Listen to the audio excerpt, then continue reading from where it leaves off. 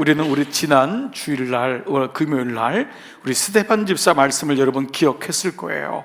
오늘 제가 시간 관계상 읽지 않았지만 여러분 사도행전에 나오는 두 가지의 설교가 있습니다. 하나는 사도행전 2장부터 나오는 베드로의 설교, 그리고 오늘 또 하나의 설교가 7장을 아우르고 있는 스데반 설교. 바로 근데 베드로는 사도였잖아요. 여러분 지난주 말씀 기억하나요? 여러분 5장까지는 능력, 어떤 병 고치는 역사와 이런 능력은 예수님과 사도들을 통해서 이루어졌단 말이에요. 근데 여러분 우리가 지난주에 기억하시죠? 이제는 집사님까지 내려온 거예요. 이거는 예외 없이 모든 성도에게 부어주시는 하나님의 은혜라는 것을 말씀하고 있다고 얘기를 드렸습니다. 스데반 집사를 통해서 우리는 그가 얼마나 놀라운 복음의 변증가였는지를 보게 되는데, 여러분 꼭 한번, 오늘 제가 다 다루지 못해요 시간상. 그런데 꼭 한번 여러분 오늘 밤이라든지 내일 오전에 스데반 집사의 설교를 7장을 한번 쭉 한번 읽어보시면 좋을 것 같아요. 여러분이 한번 이 말씀을 개역설 개정 성경으로 읽기가 조금은 어려울 수 있어요. 그럴 때는 표준 세번역, 세번역 말씀을 통해 보거나 영어가 좀 익숙한 분은 영어로도 한번 보면은 정말 여러분의 아주 말씀이 쏙쏙 들어옵니다. 자, 그는 무엇보다 성경을 꿰뚫는 성경의 지식을 가진 사람이었어요. 이런 설교는 그냥 이루어지지 않습니다.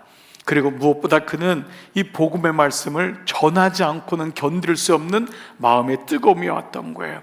여러분이 가까이로 멀리로 우리가 뭐 길거리 나가서 전도할 수는 없어요. 삶의 전도가 참 소중합니다. 여러분이 어느 곳에 있든지 가까운 자에게 말씀을 나누기를 시작해 보세요. 그 착한 마음이 뜨거워지는 거예요. 말씀이 내 안에 있으면 말씀을 나누고 싶은 거예요. 그냥 그 말씀을 전하고 싶은 거죠. 무엇보다 우리는 스데반 집사의 이 순교적인 신앙을 보면서 그가 얼마나 많은 고난을 뛰어넘는 자였음을 알게 되고, 그의 이 설교를 뒷받침하는 이 순교하는 이 믿음은 그의 기도가 얼마나 쌓여 있음을 우리가 보게 되지요. 그래서 우리는 무엇보다 이 스데반 집사를 통해서 궁극적으로는 예수님을 통해 예수님을 보게 돼요. 스데반 집사의 죽음은 그 십자가의 죽음이라는 것을. 그래서 오늘은 죽음이란 단어를 우리가 어떻게 구속사적으로 이해할 수 있는지를 우리가 한번 보고요. 그리고 스데반 집사의 이 신앙을 통해서 이 신앙의 절대적인 본질이 무엇인지를 다시 잃지 말자라는 겁니다. 자, 여러분 읽지 않았지만 7장 2절부터 50절까지가 스데반 집사의 명설교입니다. 그의 설교는 간단하게 이 모세오경을 통과해요. 그러니까 구약을 섭렵하는 거예요. 여러분 구약이 39권인데 그 39권을 축약한 게 모세오경입니다. 그러니까 창세기부터 출애굽기, 레위기, 민수기, 신명기까지를 언급하면서 여러분들이 지금 보고 있는 사무엘서와 열왕기서를 통과해요. 그러니까 사무엘서는 우리가 그 신명기 이후의 거거든요. 이스라엘에 이제 왕이 세워지면서 왕정 시대 가운데 이루어지죠. 그 가운데 여러분 이번 주일날 묵상하게 될 왕이 누구냐면 아합이란 왕이에요. 이 아합이 모든 악한 왕들의 결정판입니다. 그래서 하여간 이 아합 왕이 모든 이제 열거하는 왕 중에 결정판인데 이 아합 왕의 왕에 대한 게 너무 많이 나와요. 그래서 이번 주일날 이 말씀을 나눌 건데, 그때 이 아합 왕이 여러분이 알고 있는 선지자가 등장하죠. 누구죠? 엘리야예요. 누구죠? 네, 누구라고요? 엘리야라는 사람이 바로 이 아합 왕이에요. 그러니까 모든 선지자가 등장하는데 이 모든 악한 왕들이 하는 게 뭐냐면 선지자들을 다 죽입니다. 네, 그 얘기를 하는 거예요. 하나님이 보내신 선지자들, 예언자들, 의인들을 다 죽이는 것. 그런데 오늘 이 스데반이 뭐냐면 너희가 그 예언자들을 죽이면서 이제는 그 하나님의 아들도 죽였다 라는 겁니다. 자, 그래서 오늘 51절부터 한번 봐보세요. 목이 곧고 마음과 귀에 할례를 받지 못한 사람들아, 이게 누구예요? 이스라엘 백성들이, 유대인들아, 너희 조상과 같이 항상 성령을 거스르는도다. 너희 조상들이 선지자들 중에 누구를 박해하지 않았나? 다 죽인 거예요. 그래서 예수님 오기 전에 역사를 뭐라 그랬죠? 말라기에서부터 마태복음 사이를 여러분 기억나세요? 네, 중간사라 그랬잖아요. 중간사를 다른 말로 하면 뭐라 그랬죠? 변질사, 암흑사. 그런데 세례 요한이 등장하잖아요. 그러니까 이 중간사 동안에 한 게 뭐냐면 모든 선자들을 다 죽였어요. 그 다음에 등장한 마지막 선지자가 세례 요한인 거죠. 근데 세례 요한까지 죽이잖아요. 말씀이 여러분 이해되시죠? 그렇죠? 그러니까 그게 복음의 역사거든요. 그 과정이거든요. 다시 한번 봐보세요. 너희 조상들이 선지자들 중에 누구를 박해하지 아니하였느냐? 의인이 오시리라 예고한 자들을 그들이 죽였고, 이제 너희는 그 의인을 잡아준 자여. 그 의인이 뭐예요? 의인은 없나니 어떻게 해요? 하나도 없는데 이 의인이란 누구죠? 예수 그리스도잖아요. 의인은 없나니 하나도 없잖아요. 다 잡아 죽였는데 너희가 이제는 그 의인을 잡아서 살인한 자가 되나니 너희는 천사가 전한 율법을 받고도 지키지 아니하였도다. 이 얘기를 한 거예요. 스데반 집사의 마지막 설교가 이 대목인 거예요. 그는 구약 전체를 꿰뚫고 있는 거거든요. 자, 그래서 이 예수 그리스도가 온 곳까지 얘기를 하는데 이걸 가리켜서 무슨 설교라고 하냐면 구속사적 설교라고 하는 거예요. 자, 그러니까 이 구속사적 설교라는 것은 예수 그리스도까지 가야 되는 거예요. 여러분이 구약의 말씀을 듣고도 어떤 테마 중심으로, 인물 중심으로 기억에 남는 것은 지금까지의 강단이 뭐냐면 그 사람들의 교훈적인 말씀을 들었기 때문에 그래요. 그러니까 그것 자체가 틀리다고는 얘기하고 싶지 않아요. 그러나 그 인물들이 예수 그리스도까지 가지 않으면 우리는 굳이 그 말씀을 들을 이유는 없어요. 그 말씀이 예수 그리스도의 십자가까지 이어지지 않는다면 구약 따로 신약 따로예요. 그래서 우리 한국 교인들이 구약을 꿰뚫지 못하는 이유는 뭐냐 하면 그냥 다윗하고 엘리야만 기억하는 거예요. 그 왕들을 죽인 사람이 바로 나요. 그 진짜 왕인 예수 그리스도까지 우리가 죽였다로 가야 되는 거예요. 그래서 구약은 신약의 그림자고 신약은 구약의 열매인 것을, 실체라는 것을 계속해서 묵상을 해야 되는 거죠. 그러면 구속사적인 묵상, 구속사적인 설교라는 건, 구속사라는 것은 그 안에 구원의 역사를 흘러간다는 거잖아요. 이 안에는 5가지가 있어요. 첫 번째 뭐냐 하면 한번 읽으면서 정리해 볼게요.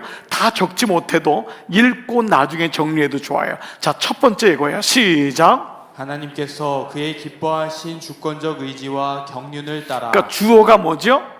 하나님께서 당신이 주어가 되시는 거예요. 그의 기뻐하시는 주권적. 그래서 우리가 고난이 왔을 때 그의 주권에도 순종할 수 있느냔 말이에요. 이해되지 않는 고난이 왔을 때 우리가 반항할 수 있어요. 왜 이러냐고 따질 수 있어요.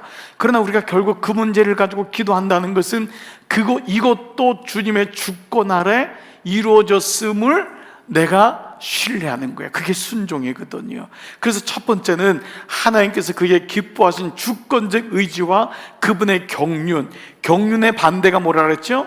불륜이라 그랬잖아요. 불륜은 인간이 행하는 바람난 것만 의미하는 게 아니에요. 이거는 열매인 거예요. 이건 보여지는 거예요. 그러니까 우리가 인간적인 이 경륜의 반대가 우리가 쓰는 오늘날 너무도 세상 사람들 잘 쓰는 불륜이란 단어잖아요. 근데 이 단어는 우리가 묵상해 볼 필요가 있단 말이에요. 글로 가게 되면 결국은 너무 잘 빠지는 게 그거잖아요. 그러니까 결국은 그 뭐냐, 하나님의 뜻을 놓치게 되는 거예요. 결정적인 거예요. 가정이 깨지게 되는 거예요. 아픔을 주는 거예요. 그렇기 때문에 이 말씀은 우리가 하나님의 경륜을 따라, 주권과 경륜을 따라, 이것이 첫 번째예요. 두 번째 뭐죠? 한번 읽어볼게요. 시작. 죄로 인하여 타락한 자기 백성을. 두 번째 나오는 단어가 뭐죠? 죄예요. 그러니까 우리가 타락됐다는 존재를 인정해야 돼요. 주님, 나는 죄인입니다. 이것이 두 번째예요. 죄가 발견되는 거예요. 그래서 큐티는 자기 성찰이 아니라 구속사적 묵상이라 했죠. 자기 성찰은 절대 죄를 발견하지 못해요. 이거는 뉘우치는 거예요. 내가 뭐 잘못했어, 사과해. 그러나 이것이 죄가 아니기 때문에 이거는 자기 성찰이 되는 거예요. 자기 성찰과 죄를 발견하는 건 달라요. 그래서 두 번째가 자기 죄로 인하여 타락된 자기 백성을, 세 번째가 등장하는 게 뭐예요? 첫 번째 하나님, 두 번째 죄. 근데 그 죄를 위해서 누가 죽은 거죠? 예수 그리스도가 죽은 거죠. 세 번째 등장이 다 같이 읽을게요. 시작. 그 아들 예수 그리스도를 통하여 구원하실 것을. 세 번째 구속사하는 것은 그 아들 예수 그리스도가 등장하는 거예요. 내가 나를 구원하는 게 아니에요. 도덕이 구원하는 게 아니에요. 그 사람의 배움이 구원하는 게 아니에요. 직장이 구원하는 거 아니에요. 돈이 구원하는 것 아니에요. 예수 그리스도를 통하여 구원하실 것을. 네 번째 한번 봐보세요. 네 번째, 다 같이요. 말씀을 통해 계시하시고요. 계시, 계획이 아니라 계시하시고요. 말씀을 통해 이것을 계시하신 거예요. 그래서 우리가 말씀을 보지 않으면 구속사를 모르는 거예요. 말씀이 들려지고 말씀을 봐야지만, 왜냐하면 그 사건을 말씀을 통해 계시한 거예요. 누구를 통해서 들려주는 게 아니에요. 이제는 말씀을 통해서 명확하게 계시한 거예요. 그래서 요한복음에서 내가 곧 말씀이다. 말씀이 육신이 되어 우리 가운데 거하심에, 그 말씀이 들려지는 거죠. 그리고 다섯 번째가 바로 이제는 뭐죠? 하나님, 죄, 예수 그리스도, 말씀이 나서 마지막 나온 게 뭐죠? 성령이잖아요. 그래서 이것이 성령을 교회에 주신 거잖아요. 그래서 성령의 사도행전의 사건이 성령 사건이라는, 그게 교회 탄생이란 말이에요. 성령의 교회 운동을 통해서 성취해 가는 역사의 점진적 진행 과정이다. 조금은 신학적인 단어지만 여러분, 제가 이 문장은 가장 잘 구속사를 설명한 문장이에요. 그렇기 때문에 이것이 성령의 교회 운동을 통하여, 그러니까 교회와 성령은 밀접한 연결이에요. 교회에 성령을 주시고 성령을 통해서 교회를 선물로 주신 거거든요. 그래서 이제 다섯 가지 문장이 여러분 하나하나 토시 하나 틀리게 외울 필요는 없지만 우리가 이해하는 거예요. 그래서 이 설교가 구속사적 묵상에 늘 같이 가는 게 중요하다라고 할 수 있어요. 자, 우리가 이것을 합축해서 세 가지 단어로 배웠어요.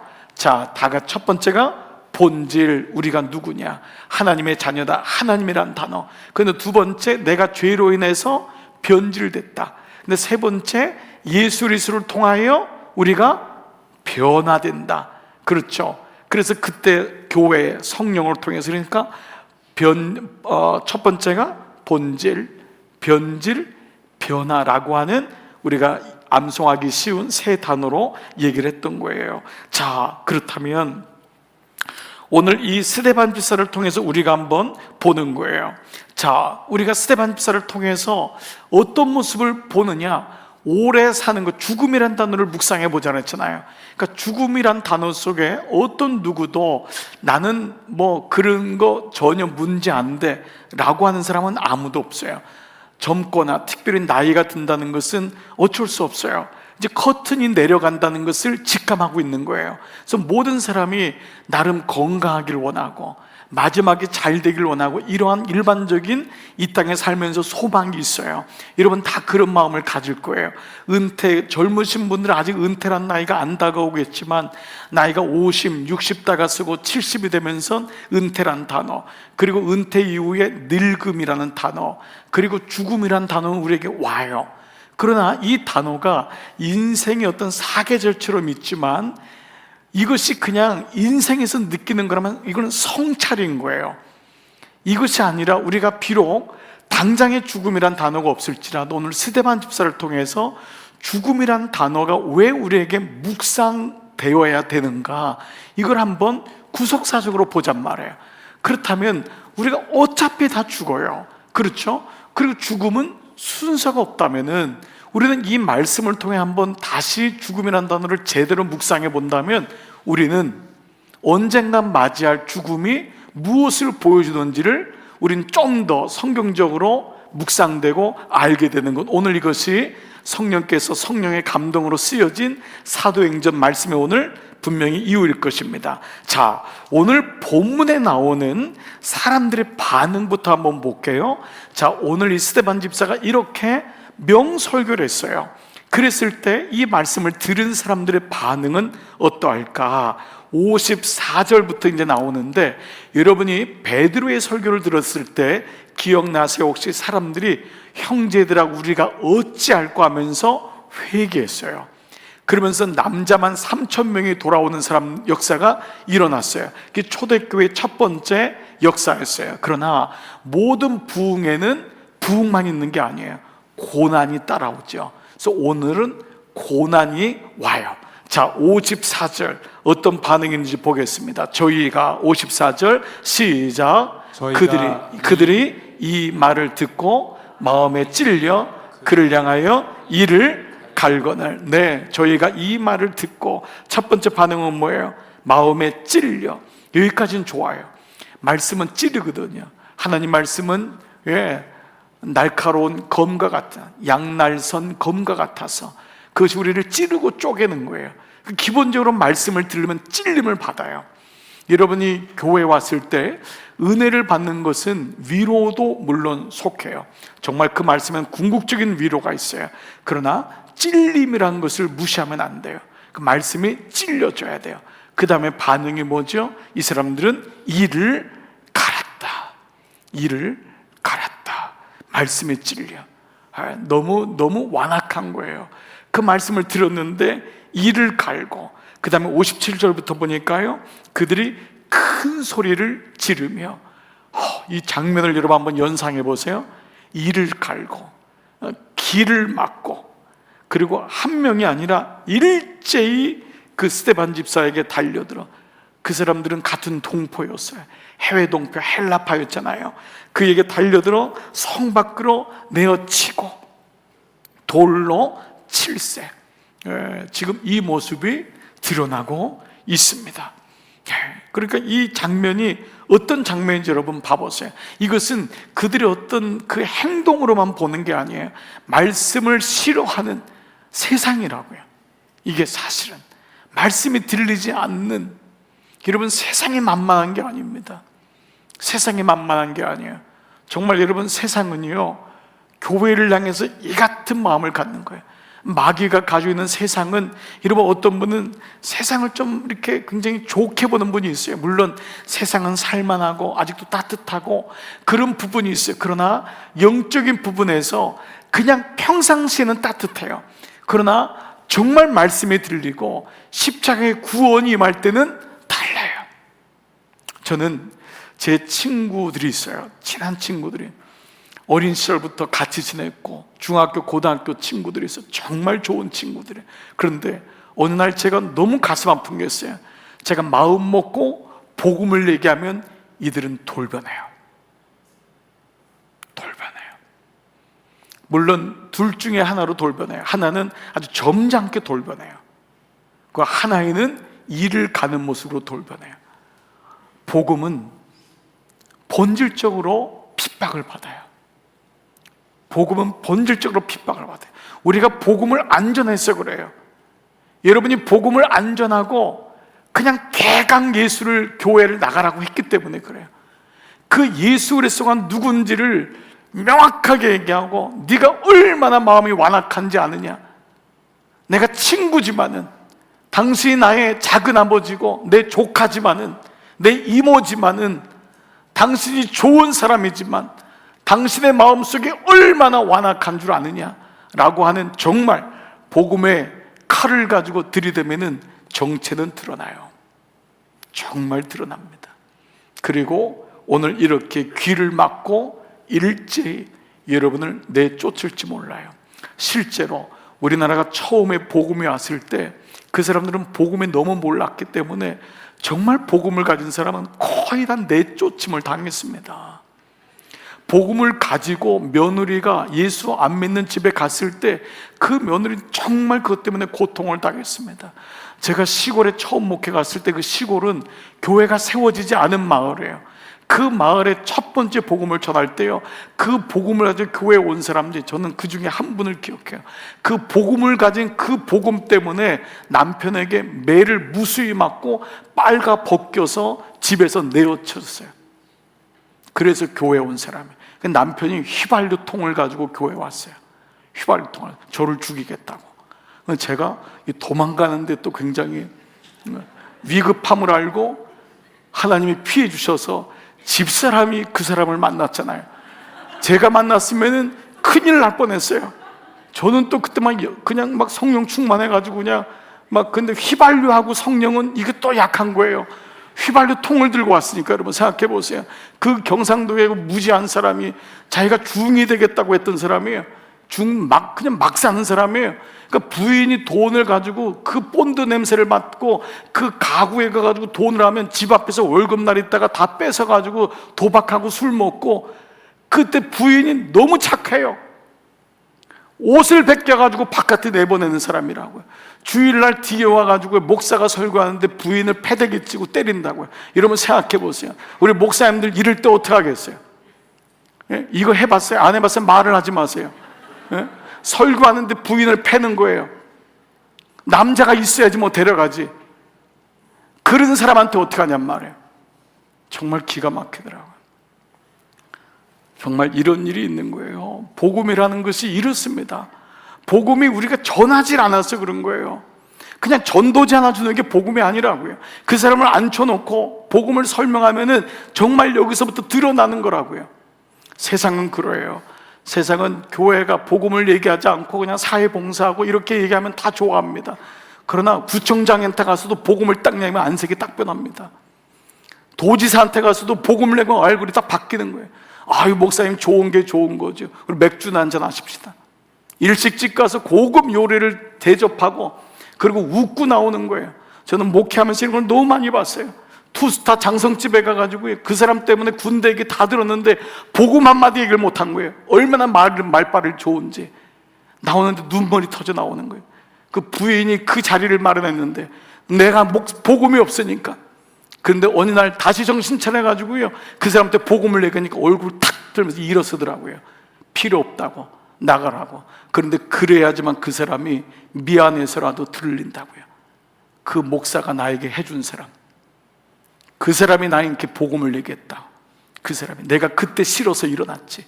우린 다 좋은 게 좋은 거잖아요. 근데 스데반 집사는 그게 아닌 거예요. 얘기를 해야 되는 거예요.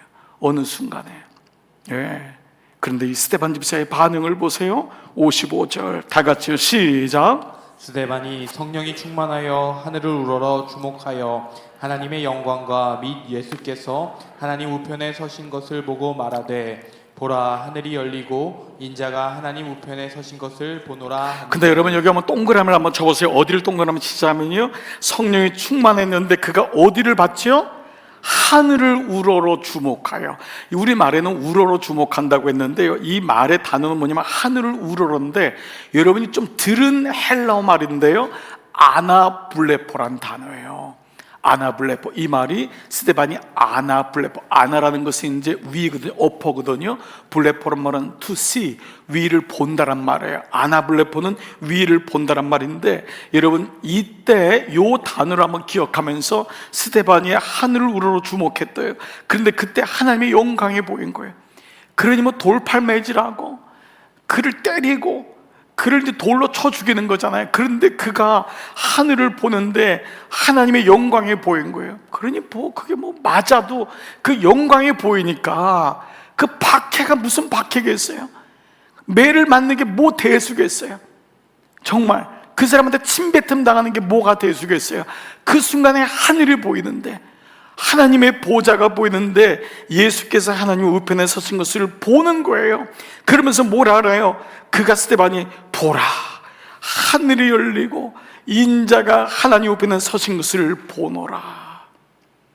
그런 이 장면이 보이는데 무슨 뭐 인격적인 뭐 아픔을 당하고 이 고난을 여기지 않는 겁니다. 정말 우리가 고난을 이길 수 있는 게 뭘까요? 아나블레포, 하늘을 향해 보는 거예요. 하늘을 향해 보는 거예요. 그때 고난이 이기는 거예요. 그래서 스데반 집사의 고난은 우리에게 본질적인 고난이 어떤지를 보여줘요. 오늘날 그리스도인들의 고난은요 뭐냐면 사업이 안 되는 거예요. 자녀가 대학에 진학 못하는 거예요. 내가 병이 든 거예요. 여러분, 이걸 성경에서 고난이라고 한 적이 없어요. 이건 인생에서 겪는 그냥 사계절인 거예요. 근데 모든 그리스도인의 제목은 뭐냐 하면 내가 지금 직업이 지금 문제가 생긴 거예요. 내 자식이 지금 문제가 생긴 거예요. 나한테 지금 질병이 생긴 거예요. 이걸 가지고 다 오는 거예요. 근데 사도행전적인 고난은 뭐예요? 복음 때문에, 예수 때문에, 주님의 교회 때문에 여기에서 오는 거예요. 그때 하나님이 주시는 위로가 뭐냐 하면 당신을 드러내시는 거예요. 그러니까 우리가 사계절에서 겪는 고난, 물론 우리가 땅에 살면서 휴먼 비잉이니까, 인간이니까 이것도 참 어려운 거예요. 그러나 본질적으로 이것은요 사계절이 바뀌면 해결돼요. 해결돼요. 그러니까 이것에 너무 붙잡히지 마세요. 이거는 해결되는 거예요. 너무 이것에 붙잡히면은 복음이 약해지는 거예요. 그 복음을 붙잡고 내가 복음 안에서 오는 고난이 어떤 건지 그걸 좀 지혜롭게 생각해 보는 거예요. 하나님, 나는 복음 때문에 겪는 고난이 뭐가 있나요? 나는 복음 때문에, 내가 지난 주일날 제가 그 우리 제자 중에 사관학교 간 제자아이가 그 술 먹는 것 때문에, 결국 그 아이는요 소령 때 예편했어요. 도저히 안 되겠다는 거예요. 도저히. 그래서 오히려 다른 직장을 가졌는데 하나님이 그에게 더 길을 여셨어요. 너무너무 힘들었던 거예요. 너무 똑똑했거든요. 사관학교까지 갔으니까 얼마나 공부를 잘했겠어요. 근데 그 가운데서 자기 영혼이 좀먹는, 영혼이 너무 힘든 거예요. 너무 견딜 수 없는 거예요. 이런 부분에 대해서 한번 우리가 묵상을 해보잔 말이에요. 자, 그런데 여러분, 이때 등장하는 사람이 누구냐? 여러분이 바로 이 훗날 사도가 되는 사울이라고 하는 청년입니다. 58절의 전반절, 후반절을 봐보세요.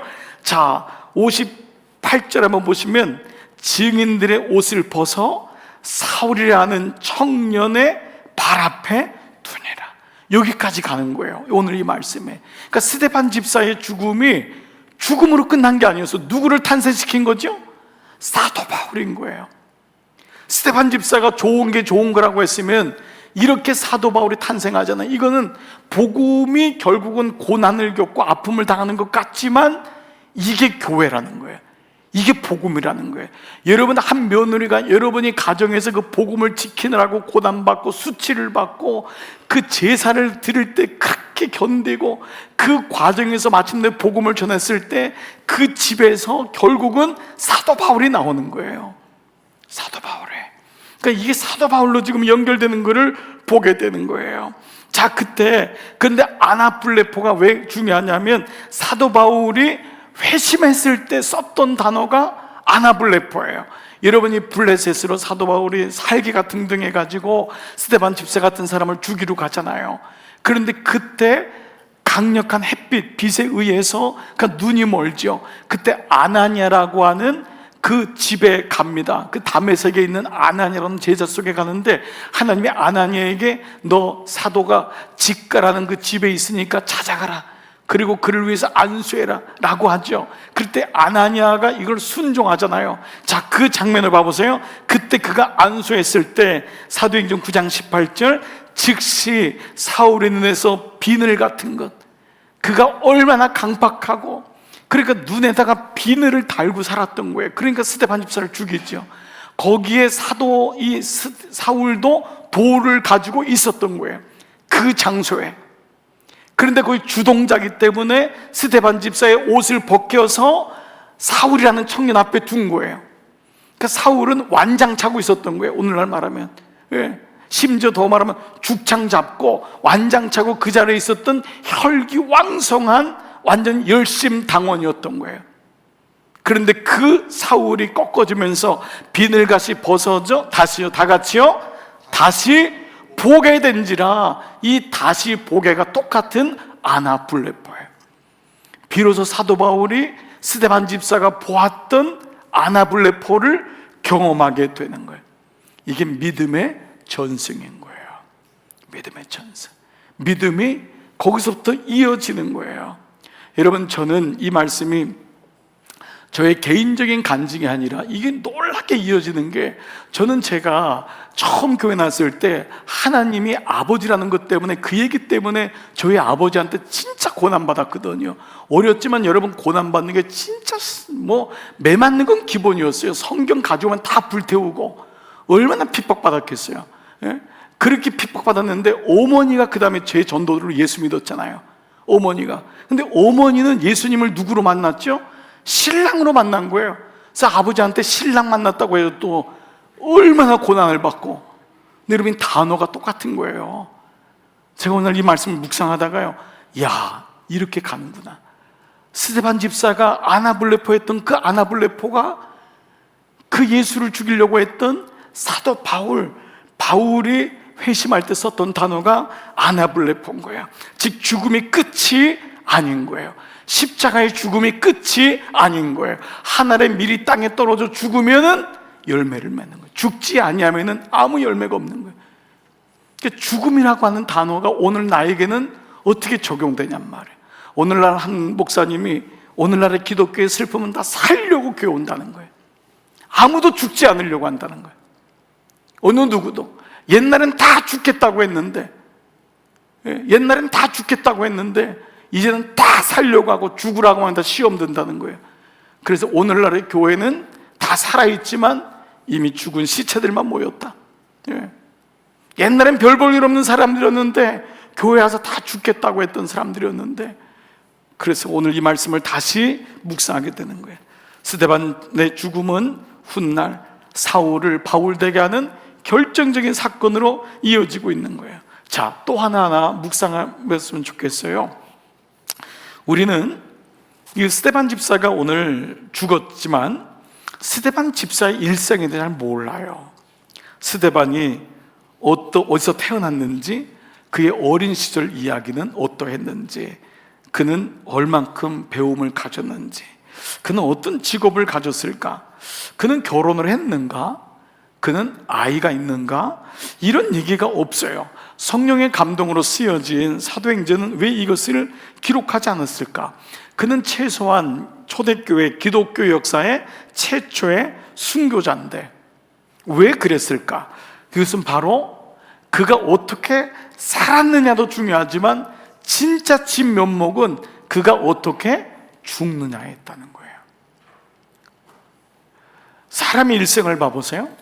우리는 태어나면은 그의 백일잔치나 돌잔치 하는 스케일을 보고, 야, 저 사람은 금수저네, 은수저네, 이게 벌써 드러납니다. 그래서 돌잔치 크게 하고 막 할머니, 할아버지들이 부자고 좀 여유가 있으면 아이들이 큰 데서 합니다. 그러면 이 아이들은 태어나면서부터 좀 복받은 아이들이에요. 세상적인 복을.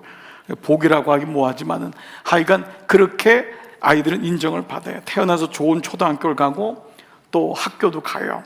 그래서 또 좋은 직장 가고 결혼하고 또 그 진급도 하고, 우리는 다 이런 걸 하죠. 성과를 만들어내고.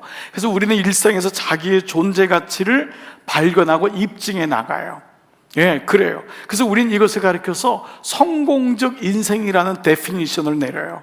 그래서 그 사람은 어린 적부터 그렇게 쭉 가서 이렇게 성공했다라고 해요. 자, 우린 이것을 세상적인 기준으로 성공적 인생이라고 명명한다 그랬어요. 근데 오늘 스데반은 어떤 사람이냐? 스데반은 죽었다는 것밖에 안 나온다는 거예요. 이게 뭐를 의미할까를 한번 생각해 보자는 거예요. 자, 사람의 진짜는요, 모든 사람 중에 우리는 모든 신문지상, 뉴스, TV 이런 거 다 그 사람이 어떠한 사람인가를 얘기해요. 이게 틀린 건 아니에요. 잘못된 건 아니에요. 꼭 이걸 무시하는 게 기독교는 아니에요. 그런데 이 모든 것이 결국은 어디로 가야 되냐면 잘 살았다 해서 잘 죽었다로 가야 돼요. 이게 복음이에요. 우리는 이 땅에 누리려고 온 사람이 아닌 거예요. 누리는 건 하나님의 은사인 거예요. 하나님이 후대하심인 거예요. 웬 은혜예요? 나한테 이런 은혜를 주시다니. 건강도 주고 아이들도 주고 이런 직장도 주고 이런 배움도 주고 하나님의 은혜예요. 그런데 이 모든 걸 잘 살려고 하는 것으로 멈추면은 이걸 가리켜서 기복적 신앙이라는 거예요. 구속사적 신앙이라는 건 뭐냐 하면 잘 죽는 걸로 가야 돼요. 이게 지금 사도행전 말씀에서 너무 중요한 거예요. 그러면 동시에 어떠한 이 말씀에 우리에게 주는 게 있냐면, 비록 잘 살지 못했더라도 누구의 눈으로? 세상의 눈으로. 이 땅에서 잘 살지 못하는 분이 있어요. 교회에 왔는데 교회에 있는 사람들이 볼 때 저 사람은 잘 살지 못한 거야. 좋은 대학도 못 나왔고, 직장도 안 갔고, 가정도 아픔을 겪고, 자녀도 게다가 잘 안 되고, 이런 아픔을 가진 사람이 많아요. 그러면 교회마저도 똑같이 세상의 성공적인 가치를 가지고 그 사람을 본다면은 이거를 교회라고 하진 않아요. 교회는 세상적인 가치로 괜찮은 사람이 있고 아닌 사람도 있는 거예요. 그런데 마지막이 그가 어떻게 죽느냐가 포커스인 거예요. 그게 오늘 초대교회 스데반 집사를 통해서 보여주는 거예요. 잘 살았다에서 잘 죽었다. 그래서 이 죽는 건 뭐예요? 끝이 아니구나. 그 주님이 필요한 거예요. 그래서 이 구원은 죽음에서 끝나는 것이 아니기 때문에 잘 죽었다는, 그때부터 그의 영원한 생명이 시작된다는 걸 아는 거예요. 잘 죽었다는 건 뭐냐 하면 진짜 그분에게로 잘 갔다, 본향으로 갔다라는 거잖아요. 그렇죠? 이 땅의 여정을 잘 마치고, 여러분 천산병신의 이 땅 가서 아름다웠다고 말하리라. 예, 소풍 잘 끝났다고. 소풍에 여러분 좋은 것만 가져갈 필요 없다니까요. 제 친구 중에 난 그놈이 굉장히 좋은 거 가져와가지고, 도기지라고 이름도 안 잊어버려. 도씨인데 개를 붙잡고 개 옆에 붙으면은 고기 먹을 줄 알았는데 개가 양계장 하는 줄 몰랐어요. 아버지가 계란만 가져온 거예요. 계란만. 그래서 소풍 때 계란만 먹다가 끝났어요. 그래서 그때 깨달은 게, 절대 사람은 겉으로 보지 말라. 웃지도 않으시네 여러분. 네, 이 의미가 뭐예요? 지금 우리에게. 자, 그리고 이게 바로 죄로부터의 죽음 끝이라는 거잖아요. 자, 우리가 한번 창세기 의 말씀 한번 볼게요. 창세기 4장 26절에 아담이 자기 아내와 동침함에 그가 아들을 낳아 그의 이름을 셋이라고 했어요. 다시, 그러니까 가인과 아벨의 사건이 비참하게 끝난 거예요. 죄로 인해서 죽음이 끝난 거예요. 그래서 하나님이 아벨의 제사를 받았는데 아벨이 죽었어요. 아벨을 통해서 이루어야 되는데, 가인은 죄인이고 도망 다니고 이제 도망자가 된 거잖아요. 그러니까 이때 하나님이 아담에게 다시 아내와 동참해서 아들을 낳았는데 이 이름을 셋이라고 했어요. 이 셋이 뭐냐면 세팅한다는 셋이란 말이에요. 다시 하나님이 구원의 역사를 세팅한 거예요. 그래서 창세기에는 셋의 후손이 나오는 거예요. 셋의 아담의 자손이 나오는 게 아니에요. 셋의 계보가 나와요. 그런데 이 셋도 아들을 낳았는데, 셋이 낳은 아들이 누구라고요? 에노스예요. 근데 에노스 때 사람들이 비로소 하나님의 이름을 불렀대요. 그러니까 그 전에는 안 부른 거예요. 근데 셋의 아들에서, 세팅한 셋의 아들에서 불렀는데, 에노스란 뜻이 뭐냐면 바로 죽을 수밖에 없는 존재, 바로 the mortal being이란 뜻이에요. The mortal being, 죽을 수밖에 없는 존재. 그러니까 우리가 언제 하나님을 찾냐 하면은요, 죽을 수밖에 없는 존재임을 깨달을 때예요. 그러면 마음이 강박한 사람은 언제 비로소 후회하냐면 죽을 때 후회하게 돼 있어요. 인생이요. 보십시오. 죽을 수밖에 없다는 것이 모든 인생에게 주어진 죄의 삭시예요. 이거 운명이에요. 이거를 거부할 사람은 아무도 없어요. 그런데 그때 하나님을 찾았다는 말은 죽음이 끝이 아니라는 것을 알았다는 거예요. 죽음이 끝이 아니라는 것을 알았기 때문에 에노스 때 그가 하나님의 사람을, 여호와를 찾았다는 거예요. 나를 만드신 분, 나에게 생명을 주신 분, 죽음이 끝이 아니구나. 스데반 집사의 죽음은 오늘에게 분명히 보여주는 거예요. 죽음이 끝이 아니다. 그 장례식은요, 죽은 사람을 위한 예배가 아니라니까요. 거기 모인 우리에게 주시는 메시지잖아요. 이미 그분은 죽었는데요, 남아있는 가족들하고 거기 모인 우리를 위한 메시지가 되잖아요. 그러니까 오늘날 우리 교회의 버전으로 말하면 뭐죠? 주어를 찾게 되었다는 거예요. 에노스 때 그가 바로 죽을 수밖에 없는 존재임을 깨달았을 때. 그래서 인생의 진짜 힘은 뭐냐? 무엇인가 이루고 끊임없이 성취하고 무엇을 할 때 오는 힘이 진짜가 아니에요. 이것도 물론 우리에게 동기부여가 돼요. 그러나 진짜 힘은 무언가 끊임없이 할 때 오는 것이 아니라 아무것도 할 수 없을 때, 죽음이란 단어가 올 때, 그래서 하나님을 아나블레포 할 때 오는 게 진짜라는 거예요. 그래서 하나님은 필히 사람의 막대기와 인생 채찍을 통해서 아무것도 할 수 없게 만드는 거예요. 그러니까 오늘 예배 나오는 것은 여러분이 은혜를 입어서 나오지만 절대 은혜가 없으면 나올 수가 없어요. 예배를 통해서 내가 아무것도 할 수 없음을 깨닫는 거예요. 거기서 성령의 은혜를 받아서 일을 감당하는 때문에 주님의 영광이 되는 거예요. 그게 안 되면 우리는 끊임없이 하나님을 빙자해서 나의 바벨탑을 쌓아 나가는 거죠. 자, 이렇다면은 오늘 스데반의 죽음을 우리는 쓸모없는 죽음이라고 여기는 사람은 아무도 없을 거예요. 자, 그러면 이 죽음이라고 하는 컨텍스트 상황을 피해갈 수 없다면 제자들은 오늘 이 말씀을 통해서 무엇을 봤을까요? 첫 번째는 스데반의 죽음을 보면서 자신들의 죽음을 보았을 거예요. 아, 우리도 이렇게 죽는 거구나. 이게 영광스러운 죽음이구나. 복음을 가지고 죽는 게 굉장한 거구나 라는 이 자신들의 죽음을 먼저 본 거예요. 그 초대교회 성도들도 이 스데반의 죽음에 대한 이야기를 들으면서 성도들은 또 어떻을까요? 어떻게 자신들은 어떻게 죽어야 하나, 여기에 대한 메시지가 있었던 거예요. 그러니까 우리가 이 메시지를, 죽음에 대한 메시지를 들을 수 있는 데는 여러분 교회밖에 없습니다. 어느 곳에서 죽음에 대한 메시지를 얘기할까요? TV만 틀면 다 좋은 약 먹으라고 하는데, 다 집집마다 막 약이 지금 쌓여 있잖아요. 그러니까 여러분 가져오라니까요. 지금 고아원에 보낸다고 하는 약을 다 안 가져오시더라고요. 다 드시나 봐요. 좀 기간 지난 거 이런 거, 지금 그 약을 못 먹는 홀로 든 애들이 너무 많아요.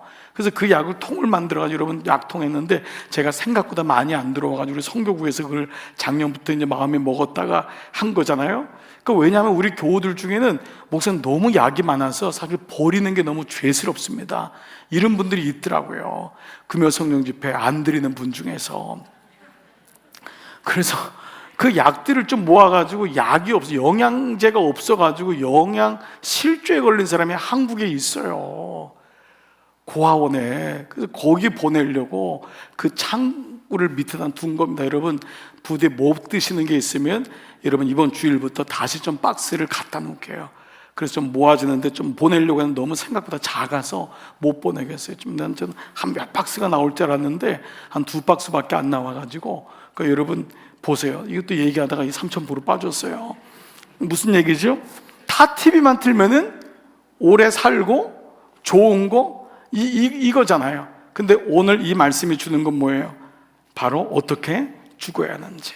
이게 교회 메시지라는 거예요. 이게 바로 예수님의 죽음이라는 거예요. 자, 그럼 한 가지 한번 퀘스천을 하고 좀 묵상을 조금만 이어가 볼게요. 제자들은 성령을 받았어요. 그리고 기적도 행했어요. 병자도 고쳤어요. 교회도 세웠어요. 그리고 7 집사도 세웠어요. 교회가 깃들이 잡아진 거예요. 그런데 한 가지 이해하지 못하는 게 있었어요. 이게 바로 스데반 집사를 준 이유예요. 죽음을. 바로 예수님의 죽음이었던 거예요. 왜 십자가의 죽음일까? 왜 예수님이 이렇게 비참하게 무력하게 죽었을까?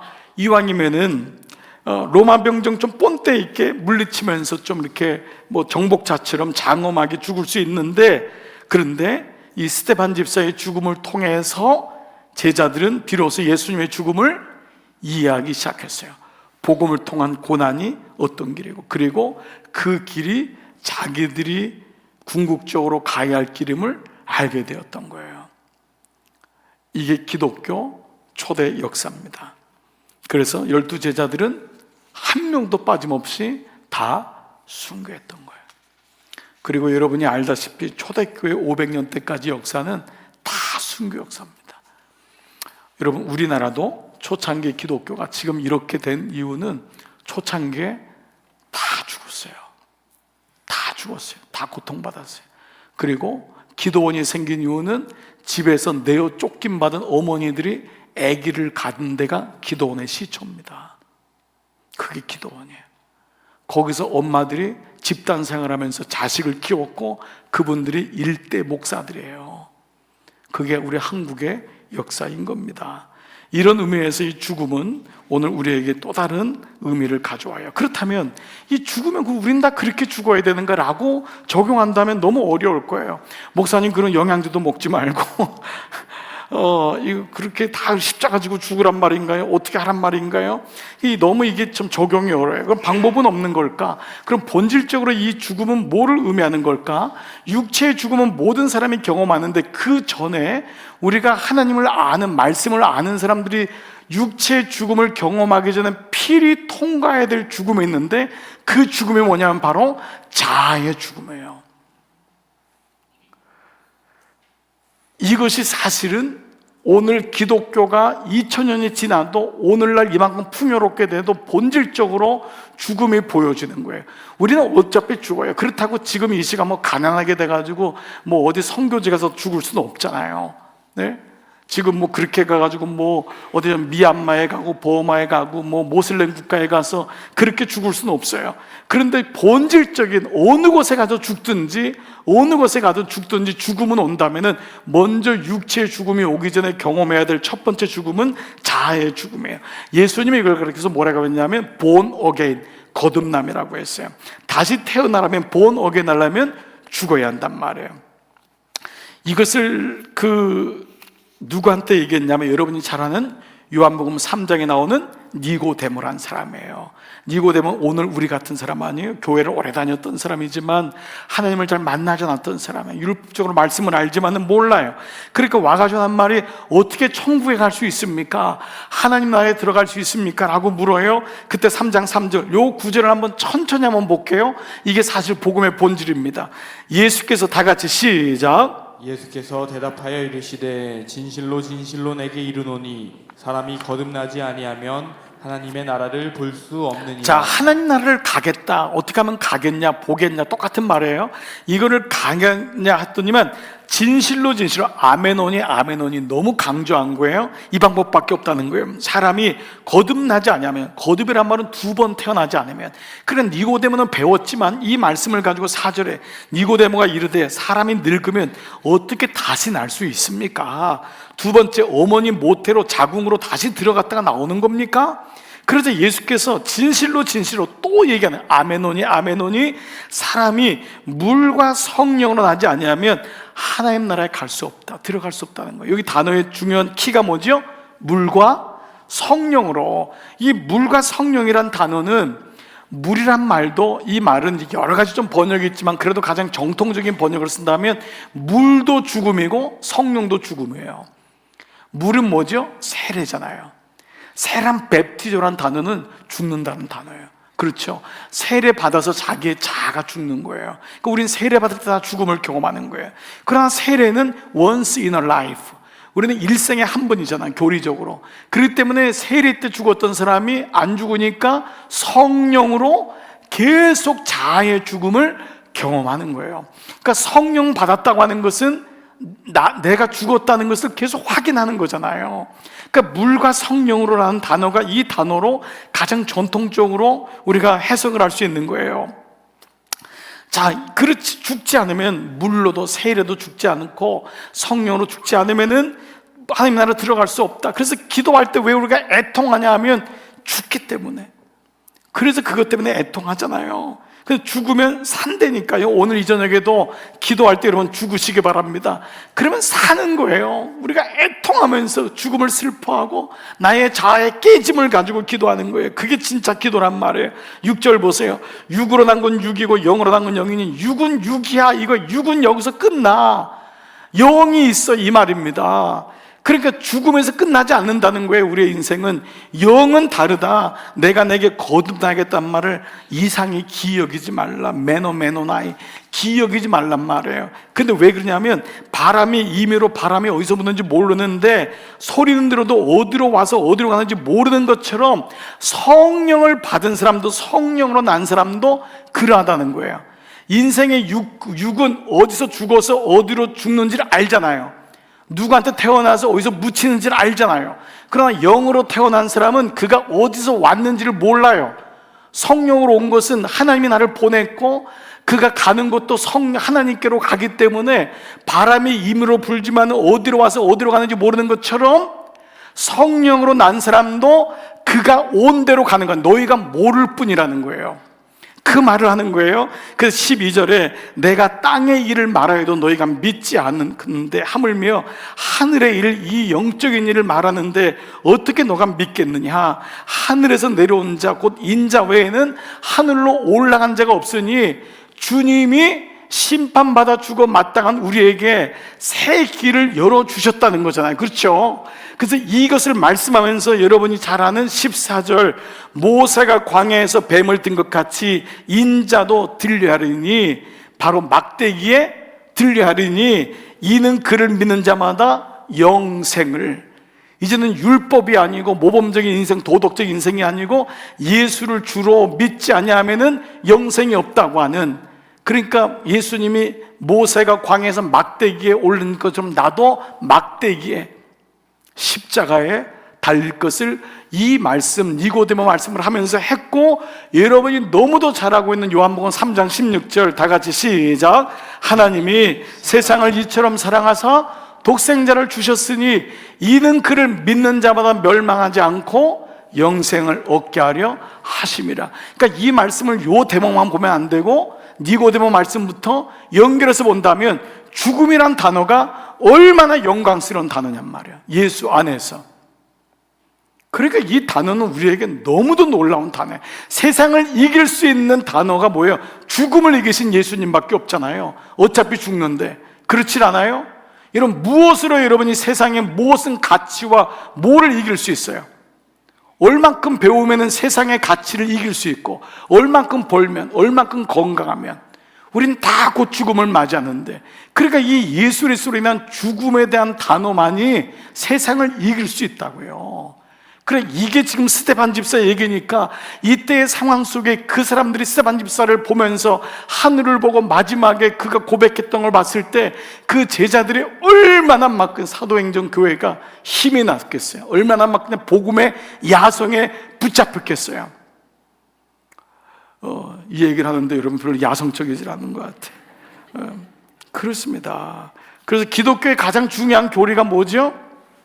죽음과 부활입니다. 이 두 단어, 죽음과 부활. 우리는 잘 죽으려고 이 땅에 태어난 거예요. 잘 살려고 태어난 게 아니라, 잘 사는 것은 하나님의 후대하심이에요. 여러분 잘 배우셨어요? 그것도 후대하심이에요. 쓰시면 돼요. 뭘 위해서요? 하나님 영광 위해서. 이거예요. 영광에서 쓰는 거 되면 돼요. 하버드에 1년에 10만 명씩 들어가는데 그거 뭐 자랑할 게 뭐 있어요? 우리가 좋은 대학 나오고 자랑할 게 이거 하나도 없는 거예요. 우리는 모든 하나님이 주신 후대하심은 주님의 영광 위해서. 돈 주신 거 감사한 거예요. 뭐 위해서 쓰면 돼요? 하나님 영광 위해서. 복음 위해서. 건강 뭐 위해서? 영광 위해서요. 다 이겁니다. 자녀 하나님 영광 위해서. 네. 그래서 우리는 살려고 믿는 것이 아니라 다 같이요, 죽으려고 믿는 거예요. 죽기 위해. 어떻게 죽기 위해서요?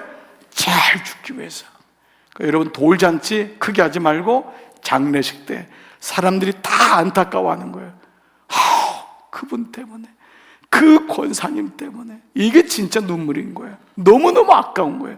그 장로님 옆에 있었을 때 그 장로님한테 양육 받아야 되는데, 그 장로님 목장에 들어가 봤어야 되는데, 그분한테 한번 따뜻하게 위로받았어야 되는데, 말씀드렸어야 되는데, 이게 장례식에서 정말 안타까워하는 거예요. 그 죽음에서 그분이 어떤지를 아는 거예요. 그분이 그렇게 사셨군요.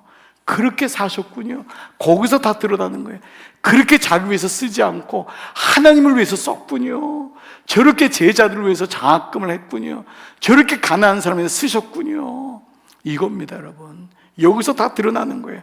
그래서 잘 죽는 게 뭐냐? 갈라디아서 2장 20절 다 같이 내가 시작. 내가 그리스도와 함께 십자가에 못 박혔나니 그런즉 이제는 내가 산 것이 아니요 오직 내 안에 그리스도께서 사신 것이라. 그래서 이것을 한경직 목사님 뭐라고 했냐면, 그리스도는 십자가를 가지고 다니는 사람이다.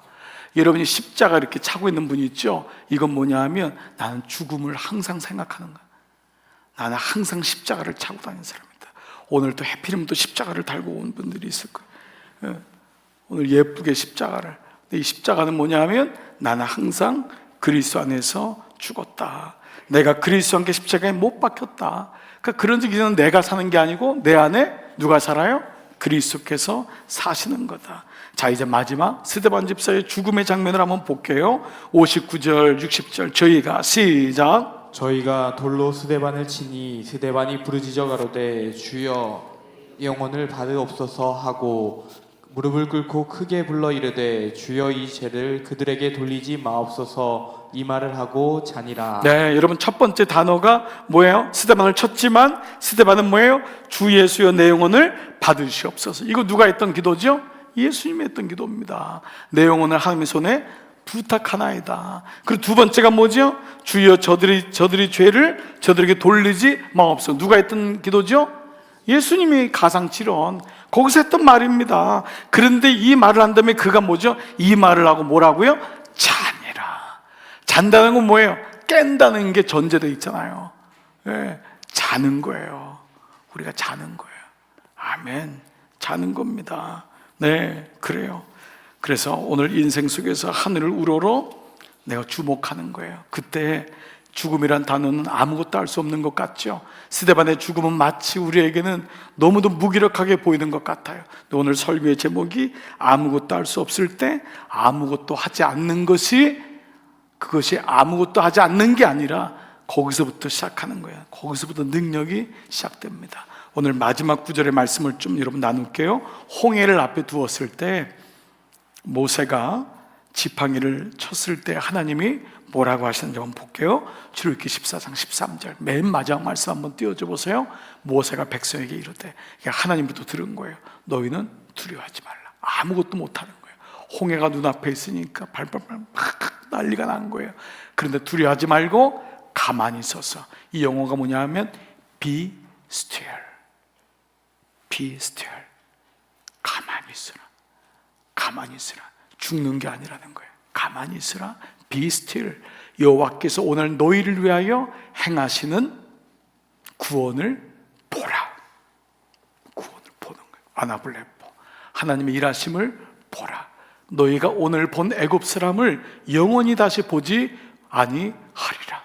네, 여러분 오늘 이 말씀이 너희는 가만히 있어.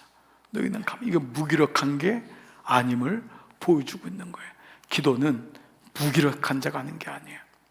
정말 하나님의 일하심을 보는 자가 하는 게 기도인 거예요. 말씀 묵상한다는 것은 가만히 있는 거예요. 가만히 있는 것 같지만 거기에 사실 아무것도 할 수 없는 그 시간이 하나님을 바라보는 시간이다. 그 시간이 능력의 시간이 되는 거예요. 여러분 하루를 시작하면서 우리는 늘 일상에서 움직이는 이게 일하는 습관이 있어요. 가만히 있지를 못해요.